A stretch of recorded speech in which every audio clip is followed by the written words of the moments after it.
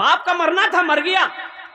बेटों ने जनाजे की नमाज पढ़ी, बाप को दफन करके अब चारों बेटे घर लौटे। रात में मीटिंग किया कि अब्बा की वसीयत थी कि मेरे मरने के बाद कोई कुरान पढ़ने वाले को लाकर कुरान पढ़वा देना, मेरे हक में बख्शिश मग़फ़िरत की दुआ करवा देना। अब कैसे क्या होगा? कुरान पढ़ने वाले तो नजर नहीं आ रहे हैं, कहाँ हाफिज कुरान मिलेगा? उस जमाने में बहुत कम पढ़े लिखे लोग थे, कैसे क्या होगा? 3 भाइयों ने इनकार कर दिया कि हमसे नहीं होगा। कहाँ जाएंगे ढूंढने के लिए? अब्बा मर गए, वो चले गए, वो अपना समझते रहेंगे। छोटे बेटे ने, छोटा बेटा बोला कि नहीं नहीं, आप लोग नहीं जाइए, लेकिन हम जरूर इस वसीयत को पूरी करेंगे। अब उस जमाने में बहुत कम पढ़े लिखे लोग कुरान शीख थे। ये बेचारे निकले, अब उत्तर दिनाजपुर से निकले, अब वो किशनगंज की तरफ चले गए। एक साइल मिला, साइल मांगने वाला, गली कूचे। उनसे बोला कि बाबा आप गली गली घूमते हो, आपकी नजर में कोई कुरान पढ़ने वाला है, कोई हाफिज कुरान है? बोला बेटा क्या बात है, कहाँ घर है? बोला उत्तर दिनाजपुर। तो बोला क्या उत्तर दिनाजपुर, क्या बात है? बोला मेरे बाप मरते वक्त वसीयत किए थे कि मेरे मरने के बाद कोई कुरान पढ़ने वाले को लाकर कुरान पढ़ाकर मेरे हक में बख्शिश मग़फ़िरत की दुआ करवा देना। तो बोले बेटा ती उत्तर दिनाजपुर तोर घोर छे कि उत्तर दिनाजपुर कोनो हाफिज कुरान नहीं है, कोई कुरान पढ़ने वाला? बोला यही तो रोना है, अगर उत्तर दिनाजपुर में होता तो हम किशनगंज कहा थे। ये बाबा सोचा कि बड़ा अच्छा मौका है, जब उत्तर दिनाजपुर में कोई कुरान पढ़ने वाला है ये नहीं है तो हम कहे ना हाफिज कुरान बन जाए। भाई गलती कोई पकड़ेगा? अरे बोलिए ना, गलती कोई पकड़ेगा? अरे पढ़ा लिखा रहेगा तब नहीं गलती पड़ेगा। बोला अल्लाह जब कोई है ये नहीं तो हम कहे बन जाए। धीरे धीरे सोचे, बोला बेटा पैसा कितना? बोला पैसे की चिंता नहीं, 1000 2000 5000 रुपया दिन दे देंगे। बोला सुनो बेटा तुम्हारी मुश्किल आसान। बोला बोलिए कैसे? बोला कि हम खुद हाफिज कुरान।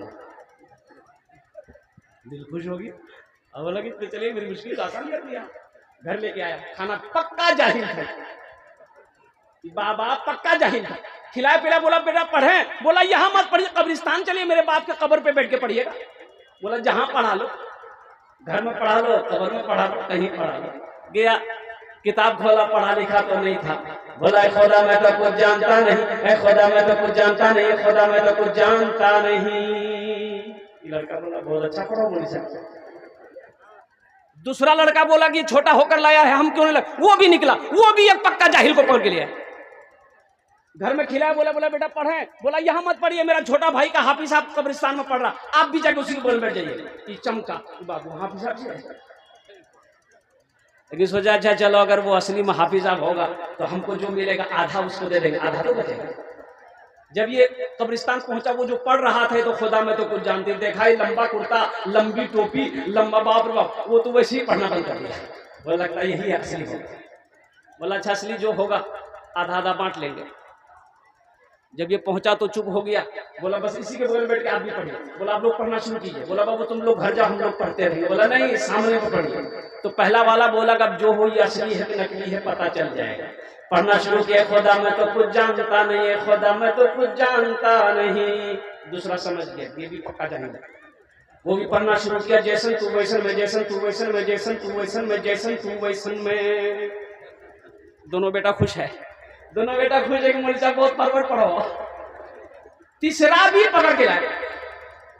चौथा काहे पीछे रहेगा? चौथा बोला हम किसी से कम है क्या, हम भी लाएंगे। वो भी एक जाहिल को पकड़ के लिया। कई जाहिल हुए? बोला कि चारों कोने में बैठ जाइए, 2 आदमी मेरा अब्बा का हाथ पकड़िएगा, 2 आदमी पैर पकड़िएगा और डायरेक्ट जन्नत पहुंचाइएगा, इधर उधर रास्ता मत छोड़िएगा। उन्होंने पूछा कि अब्बा हजरत ये बताइए कि मेरे अब्बा को जन्नत पहुंचाने में कितने दिन लगेंगे? तो उन लोगों ने कहा कि बेटा जन्नत नजदीक थोड़े है, कम से कम 2 महीना तो लगेगा। बोला 2 महीना लगे या 4 महीना लगे, मेरे अब्बा को जन्नत तक पहुंचा दीजिएगा, पैसों की चिंता नहीं, बस आप लोग पढ़ना शुरू कीजिए। पहला बोला है खुदा मैं तो कुछ जानता नहीं। दूसरा बोला जैसन तू वैसन में। तीसरा समझ गए दोनों जाहिल। अंधेरी तकलीफ कब तक चलेगी, कब तक चलेगी, अंधेरी तकलीफ कब तक चलेगी। चौथा समझ गए, तीनों जाहिल है। वो भी पढ़ना शुरू किया, जब तक चले चलने दो, जब तक चले चलने दो, जब तक चले। रहा खाया पिया। मेरे नौजवानों, मेरे बच्चों, मेरी हंसी में मेरी बात को मजाक में ना उड़ाओ। अगर वो चारों बेटों में से अगर किसी एक बेटे को भी अगर कुरान पढ़ा देता, वही बच्चा नमाज पढ़कर, कुरान की तिलावत करके, सूरह फातिहा पढ़कर, सूरह इखलास पढ़कर अगर तिलावत करके अल्लाह की बारगाह में अगर वो दुआ के लिए हाथ फैला देता, शायद मेरे रब्बे कदीर, मेरे रब्बे रहीम उनके बाप के गुनाहों को माफ फरमा देता। इसलिए अपने बच्चों को कुरान पढ़ाओ, अपने बच्चों को तालीम दो। इंशाअल्लाह अपने बच्चों को कुरान पढ़ाएंगे मेरे भाई इंशाअल्लाह।